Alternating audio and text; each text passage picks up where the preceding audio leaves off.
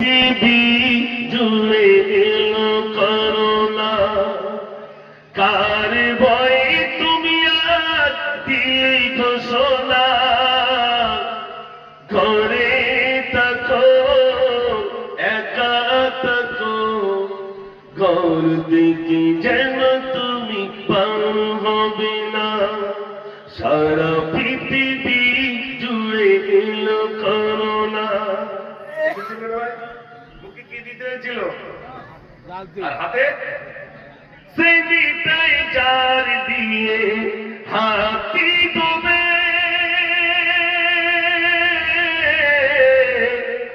Mask পরিধান করে বাহিরে যাবে। মাস্ক যদি না পরতে লোক দেখলে এই লোকটা করোনা ছড়াবে, ঠিক আছে? এই লোকটাই করোনা ছড়াবে। আচ্ছা আপনারা বলুন, মাস্ক যখন করেছিলাম তখন লিক কটা আটকে ছিল, মানে ছিদ্র কটা আটকে ছিল? তিনটে, দুটো নাক আর একটা গা, তাই তো? যাতে করোনা না ঢুকতে পারে। তো মানুষের ছিদ্র কটা? ঠিক বলছি, মিলাপ শুনে তো ভালো হচ্ছে 9টা। আপনি জানেন 9টা কোনটা কোনটা? এই শোনে, দুটো নাক আর একটা গাল, কটা হলো? 3টে। আর দুটো চোখ, কটা হলো? 5টা। আর দুটো কান, কটা হলো? 7টা। আর দুটো বললাম না, 9টা লিক। আপনি দেখেছেন 3টে, তাহলে কি করোনা ওখানে ঢুকলো না? জোরে বলেন। আমি মাঝে মাঝে খবরের কাগজ দেখি, আগে দেখতে এখন খবর কাগজ লাগে না, তো বলে বঙ্গোপসাগরে বিরাট একটা ঘূর্ণিঝড় ওখানে বলছে, এই ঝড়টা 500 কিলোমিটার বেগে উত্তর 24 পরগনার উপর দিয়ে গিয়ে একদম বাংলাদেশে গিয়ে আছড়ে পড়বে, তার জন্য কিছু সৈন্য মোতায়েন করা আছে, বলে না? আচ্ছা, ঝড়ের বিরুদ্ধে সৈন্য কি করবে? জোরে বলে। হ্যাঁ, সৈন্য কি করবে? ঝড়ের বিরুদ্ধে কিছু করতে পারবে? কোথায় পালাই পালাই করবে, আর ঝড়ের বিরুদ্ধে বন্দুক নিয়ে বসে থাকবে। এই দেখেন, আমাদের গ্রামে প্রচুর কাকারা আছে, এখানেও আছেন। আমি আমার 2টি মাদ্রাসা আল্লাহ করিয়েছেন, সব ওই হিন্দু ভাইদের আলহামদুলিল্লাহ আমাকে প্রচুর ভালোবাসেন। কাকা আমাকে জিজ্ঞেস করছে, দাদা কি হচ্ছে বলো তো, সারাদিন লোক মরে যাচ্ছে। আমি বললাম, এটা এনআরসি করছে আল্লাহ। বলছে তার মানে? তাহলে কে থাকবে আর কে থাকবে না নির্বাচিত করবেন কে? একটু জোরে বলেন। দুনিয়ার মানুষ যদি নির্বাচিত করতে চায়, আল্লাহ বলছে দেখ, তার আগে আমি এনআরসিটা করিলে। যে বলছিল এনআরসি করবো, সে এখন 4টে-5টা মাস করে ঘরের পরে বসে সর্বনাশ করে দিই। ঠিক বলছি না ভুল বলছি? পালাবার জায়গা নেই, কোথায় পালাবে? আমি মুজফ্ফর বসে আছি, ইন্দোনেশিয়ার একজন কারি সাহেব, তিনি কেরাত পড়তে পড়তে স্টেজে ইন্তেকাল হয়ে গেল। পড়ছিলেন জানেন, কোরআন পাকের এই আয়াতটা পড়ছিলেন, الذي خلق الموت والحياة ليبلوكم أيكم أحسن عملا। আল্লাহ বলছেন, আমি মৃত্যু দিলাম এবং হায়াত দিলাম, কে কেমন আমল করে আসতে পারে। এই আয়াতটা পড়তে পড়তে আস্তে আস্তে নিস্তেজ হয়ে স্টেজে ইন্তেকাল হয়ে গেল। আমরা এখানে যারা বসে আছি, আমি মুজফ্ফর, আমি বক্তব্য রাখছি। এখন আল্লাহ যদি ডাক দেয়, আর আপনারা যদি বলেন আজরাইল দাঁড়া একটু খানিকটা গজল বলিলে, তারপর লিয়ে বলি, সবাই দেবে নাকি? জোরে বলে। সবাই নেই, সবাই নেই। ভাইরা এখানে যারা বসে আছি, ছোটবেলায় আপনারা এখানকার বাচ্চারা ঘুড়ি ওড়ায় না, তবে আমাদের বয়সে যারা, আপনারা সব জানেন, আগে আমরা সব ঘুড়ি ওড়াতাম না। ওই ঘুড়ি যখন অনেক উঁচু ওঠে, বেশি উঁচু উঠে গেলে মাথা নাড়া দেয় আর বলে নিচেই নামছি না। যার হাতে দড়ি তাকে বলে ঘুড়ি, যতই উঁচু উঠিস দড়ি টানবার তোকে আসতে হবে। আমরা অনেক উঁচু উঠে গেছি তো, তাই মাথা নাড়া দিচ্ছি, যাব না।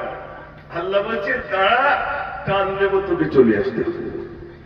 ইমাম গাজ্জালী রহমাতুল্লাহ আলাইহি, তিনি, তার কাছে একটা যুবক গেছে, ওই জন্য আমি একটা স্বপ্ন দেখলাম। কি স্বপ্ন দেখেছো বাবা? ভাই আমার ইমাম গাজ্জালী রহমাতুল্লাহ আলাইহি কি স্বপ্ন দেখলাম? কি স্বপ্ন দেখেছো বলো? হুজুর স্বপ্ন দেখলাম গভীর রাতে একটা বাঘ আমাকে তাড়া করে নিয়ে যায়। বাঘের গায়ে বহু দূরে চলে গেলাম, সামনে গিয়ে দেখলাম একটা দড়ি ঝুলছে, রশি ঝুলছে, ছুটে গিয়ে দড়িটা ধরে নিলাম। নিচের দিকে দেখলাম বিরাট বড় একটা গর্ত নিল, আমি গর্তের তল দেশে চলে গেলাম।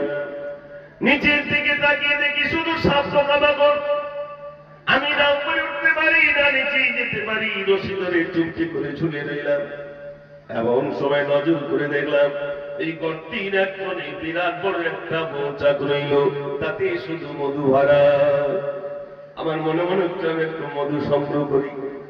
আমি উপরে উঠতে পারি না, নিচেই যেতে পারি না, আমার মনে মনে হচ্ছে একটু মধু সংগ্রহ করি। হঠাৎ করে দেখলাম আমি যে দড়িটায় চলছি ওই দড়িটা কাটার জন্য দুটো ইঁদুর এসেছে, একটা সাদা ইঁদুর আর একটা কালো ইঁদুর। সাদা ইঁদুর দড়িটা কুরকুর করে কাটে, সাদা ইঁদুরের কাটা শেষ হলে আবার কালো ইঁদুর কাটে। দুজনের পরাক্রমে দড়ি কাটতে কাটতে হঠাৎ দেখলাম দড়িটা যে কেটে গেল, আমি নিচের দিকে পড়ে যাবো। হুজুর সঙ্গে সঙ্গে আমার ঘুমটা ভেঙে গেল। হুজুর কি স্বপ্ন দেখলাম একটু আমাকে বলুন। হুজুর বললেন বাবা, যে বাঘটা তারা করে নিয়ে এসেছিল ওটা বাঘ নয়, বাঘ নয়, ওটা হলো হযরতে আজরাইল আলাইহিস সালাতু ওয়াস সালাম। তুমি ছুটে গিয়ে যে রশিটা ধরেছিলে, দড়িটা ধরেছিলে, ও রশিটা অন্য কিছু নয়, ও রশিটা অন্য কিছু নয়, ওটাই হলো বাবা, ওটাই হলো তোমার হায়াত নামক দড়ি। তারপরে বললেন বাবা, তুমি নিচের দিকে তাকিয়েছিলে বিরাট বড় বড় সাপ পোকামাকড়, ওটা হলো তোমার কবর। আর বাম দিকে একটা মৌচাক দেখছিলে বাবা, মধু ভরা, ওটা অন্য কিছু নয়, ওটাই হলো তোমার দুনিয়া। দুনিয়াটা মধুর মধু অনেকের জন্য। আর যে দড়িতে চলছিলে ওই সাদা ইঁদুর আর কালো ইঁদুর তোমার দড়িটা কাটছিল।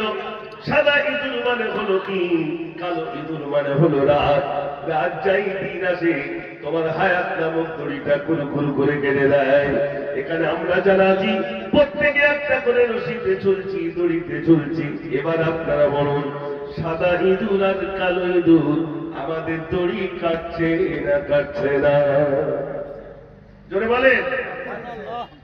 ওদের কিন্তু ধরে রাখা যাচ্ছে না, ওরা প্রত্যেকদিন কাটছে। কাজ যে কবে কিছু ঝপ করে পড়বে খবর নেই, ওদের জন্য মনে হচ্ছে স্বপ্ন। আপনার বলুন যে নিউ টাউনটা যদি পুরো একজনের দিয়ে দেওয়া হয়, কলকাতার আশা করবেন বলে? হ্যাঁ ওটা বলে, হ্যাঁ ভাই ঠিক। নিউ টাউনটা নিয়ে নেওয়ার পরেও বলবে আল্লাহ এটা লিখছি আর আমেরিকাটা লিখ, ভাই ঠিক বলি। মানুষের যত বয়স হয়ে যায় হাঁটুতে ব্যথা আসে, কোমরে যন্ত্রণা আসে, চামড়া ঝুলে যায়, কিন্তু একটা জিনিস চাঙ্গা হয়, সেটা হলো আশা। ছোট ছেলেটা ঘন্টা করে পশ্চিম দিক যাচ্ছে, আল্লাহ বলে তার আগে উত্তর দক্ষিণ করে দিচ্ছি, টেনশন করিস। উত্তর দক্ষিণ বলে হ্যাঁ একদম টেনে শোনা। সোনার ভাইরা, এই রাত হয়ে গেছে 12টা, আমি খুব বেশি দূর যাবো না, তবে কষ্ট হচ্ছে না তো আপনাদের?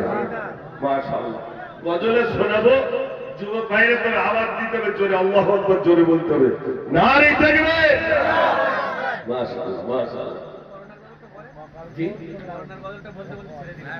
আমি একটু একটু করে বলি আর কি, মানে সব সেলাইন বেশি দিলি তো আমার সমস্যা, আগে কাজ করে দিতে আমি বলবো দাঁড়ান, আমি বুঝতে পারছি আপনারা একটু মানুষ করবো, আবার আমার কিছু কন্টেন্ট আছে ওগুলো তার বলা যাবে না, সমস্যা হবে আপনাদের, আমি দিচ্ছি ইনশাআল্লাহ। আমার ভাইরা, তবে আপনাদের কাছে বলছিলাম যে আমাদের হায়াত নামক দড়িটা কুরকুর করে কেটে দিচ্ছে। মরণ আসবে, রেহাই নাই, কোন মুহূর্তে আসবে কেউ জানি না, কোন মুহূর্তে আসবে কেউ জানি না। তবে মনে রাখবেন, এখানে অনেকেই এসেছেন, বাপ আর মা যাদের আছে যদি সেবা করতে পারেন আল্লাহ পাক তার জান্নাত দিয়ে দেবেন। জোরে বলুন সুবহানাল্লাহ। ও সোনার ভাইরা, আল্লাহ নবীর কাছে একজন সাহাবা এলেন, ইয়া রাসূলুল্লাহ খেদমত করব কার? নবীজি বললেন তোমার মায়ের, তারপরে কার তোমার মায়ের, তারপরে কার তোমার মায়ের, তারপরে কার তোমার পিতা। মায়ের কথা 3 বার বললেন, মা, একটা শব্দ মা মা। ও সোনার ভাইরা, যার মালিক তার পৃথিবীতে কেউ নাই, যদি দুনিয়ায় কারোর মা বেঁচে থাকি মায়ের খেদমত করবে, আল্লাহ পাক তার জান্নাত দিয়ে দেবে। হযরত ওমর ফারুক রাদিয়াল্লাহু তাআলা গভীর গলিতে ঘোরাফেরা করে এমন একটা গলির ভিতরে গেলেন, গিয়ে দেখছেন একটা মহিলা গুনগুন করে খণ্ডন করে। হযরত ওমর সালাম দিলেন, আসসালামু আলাইকুম। উত্তর চলে এলো, ওয়ালাইকুম আসসালাম। হযরত ওমর বললেন, মা কিসের জন্য খণ্ডন করেন? মহিলা বললে, বাবা কে তুমি? আজ আমাকে তুমি মা বলে রেখেছো, কে বাবা তুমি? হযরত ওমর বলেন, মা মনে করুন এটা আপনার কলিজার টুকরা ছেলে। জোরে বলুন সুবহানাল্লাহ।